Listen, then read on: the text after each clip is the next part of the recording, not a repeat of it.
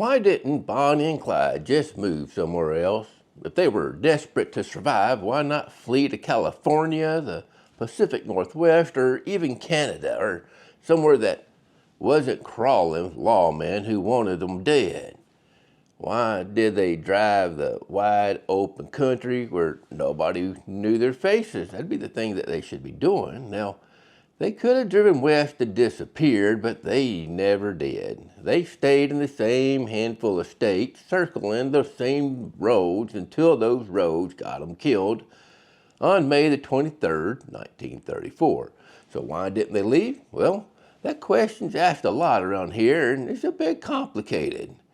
In the 1930s, during what historians call the public enemy era, local law enforcement operated under strategic, geographic, and territorial limits.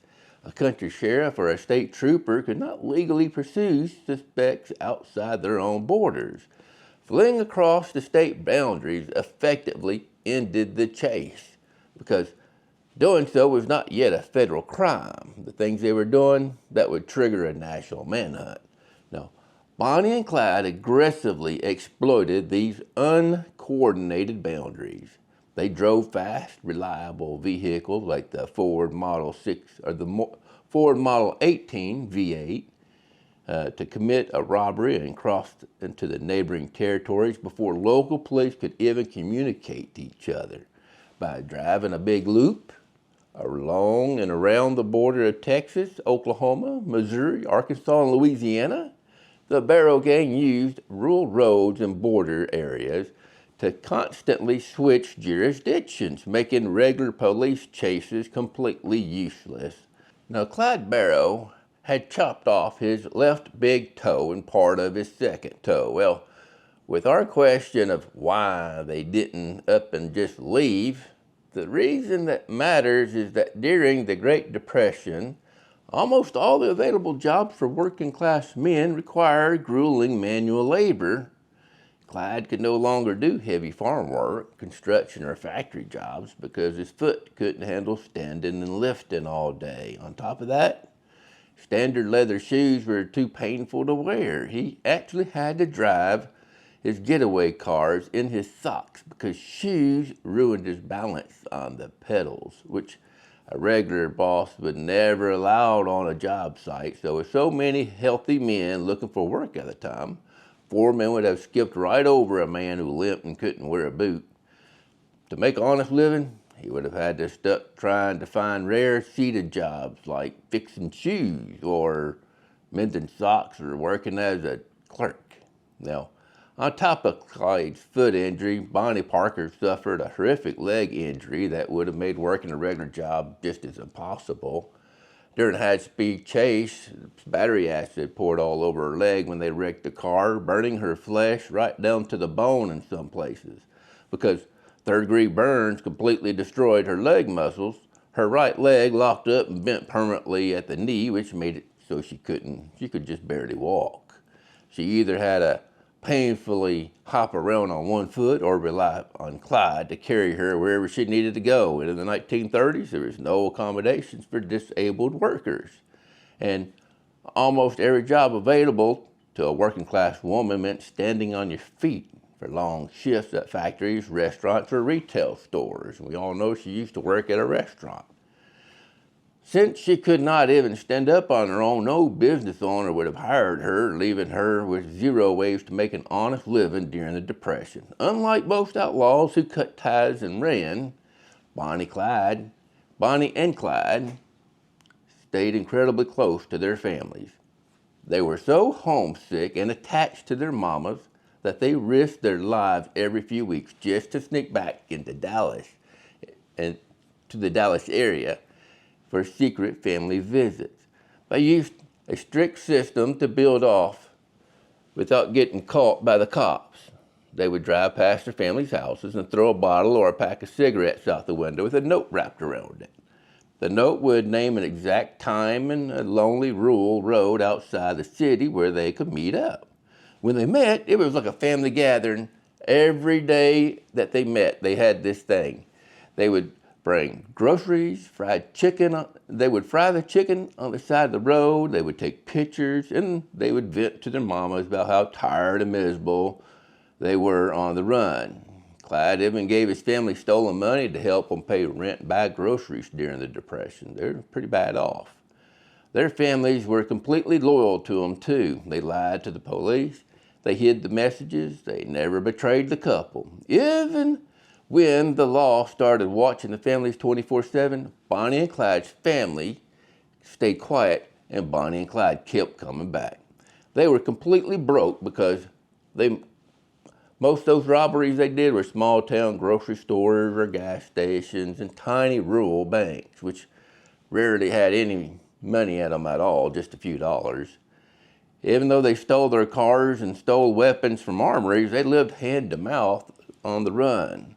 The little bit of cash they did manage to get it all went entirely towards their daily necessities, like buying gasoline, food, and medicine for their severe injuries. Because they had so little money, they couldn't afford to pay for a safe place to hide. So they spent most of their time camping out in the woods or sleeping in the back of stolen cars. Their families couldn't give them money because their families were completely impoverished. Both of their families lived in the severe urban slums of West Dallas during the height of the Great Depression. They became a household name across the country in 1933 after the police found an undeveloped roll of film that they left behind in a hotel in a hideout in Joplin, Missouri. Following a shootout there, they got this roll of film. So the newspapers everywhere printed the photos, which showed them joking around. They were holding guns. One famous picture even has Bonnie smoking a cigar. Those photos were also captured gang members who ran with them at the time, including Clyde's brother Buck Barrow and his wife Blanche Barrow, and young associate named W.D. Jones, all of whom became part of the public fascination with the gang.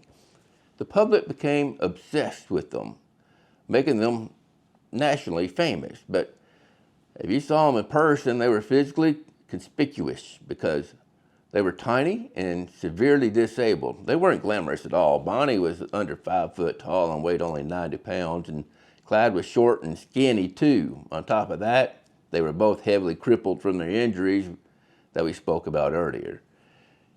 The year 1934 was the absolute end of the line for them, and everything went very bad very quickly. First, they turned the public against them. In April 1934, they shot and killed 2 young highway patrolmen in Grapevine, Texas. Eyewitnesses falsely reported that Bonnie coldly laughed and shot one of the dying officers point blank in the face. Even though the story was made up, the public was disgusted by it. They stopped looking at them as romantic anti-heroes and started seeing them as brutal killers. So they lost the protection of ordinary citizens who used to look the other way. On a side note, there's a member of the community here who has disclosed that their great aunt was engaged to one of the highway patrolmen in Grapevine, Texas. Tragedy. Our hearts go out to them. Now, second, the law completely changed the rules on them.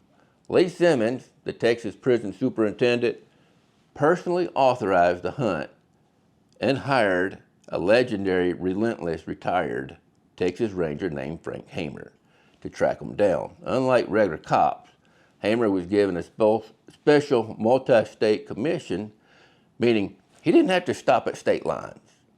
He could follow them anywhere. Hamer assembled a posse that included fellow lawmen Manny Galt, Ted Hinton, and Bob Alcorn, among others, giving the manhunt a coordinated authority that Bonnie and Clyde had never faced before because those people were from different states, some of them. During this time, the federal government was also hunting them, using a national resource to track the couple across state borders because Clyde's habit of driving stolen cars across state lines violated a federal law against interstate car theft. This vehicle theft charge gave the federal agents the legal authority to step in and chase them anywhere, long before things like bank robberies or fleeing across state lines become federal crimes. In the 1930s, a regular working person needed to bring in about $1,300 a year to maintain a standard middle-class life. Making that $1,300 a year back then gave a family the exact same comfortable living conditions that a middle-class family in Dallas making about $74,000 a year gets in 2026. To break that down into regular talking numbers, a 1930s family living in that comfortable standard was pulling in about $25 a week. That steady income easily paid for a decent rental home, a full kitchen of groceries, normal clothes, and left a little bit of breathing room at the end of the month. But for Bonnie and Clyde, this baseline was completely out of reach. Between the brutal job losses of the Great Depression and Clyde's severe foot injury that kept him from manual labor, their families fell far below that $1,300 middle class mark and put them in absolute poverty. Bonnie and Clyde didn't fail to move somewhere else because they couldn't. They failed because Clyde Barrow was at the bottom of it, a man who always reached for the easy way out. When honest work meant standing in a field or a factory floor, he wasn't up for it. When the straight life asked him of anything, he chose a gun instead, because robbing a grocery store was faster than earning a wage. He could have driven west and started over with nothing, the way millions of broke men did in those years. Starting over was hard, though. Robbing and running was easy, right up until it wasn't. So, Bonnie and Clyde. Bonnie followed him into all this. She was 19 when she met him, and she fell for a man with no future, no intention of building one. She had every chance to walk away. Her family even begged her to, but she stayed. Smuggled the gun in that broke him out of prison that one day, or jail leastways. She climbed into those stolen cars and rode the circuit to the end because she didn't have it in her to leave him. She chose the outlaw over the honest road, and just the same as he did, and that's why they never left. Not because the country was closed to them, but because leaving meant choosing the hard, decent thing, and neither one of them ever did. If you like this episode, go ahead and click that like button and subscribe. And I'll see you in the next episode of The Hidden Lens.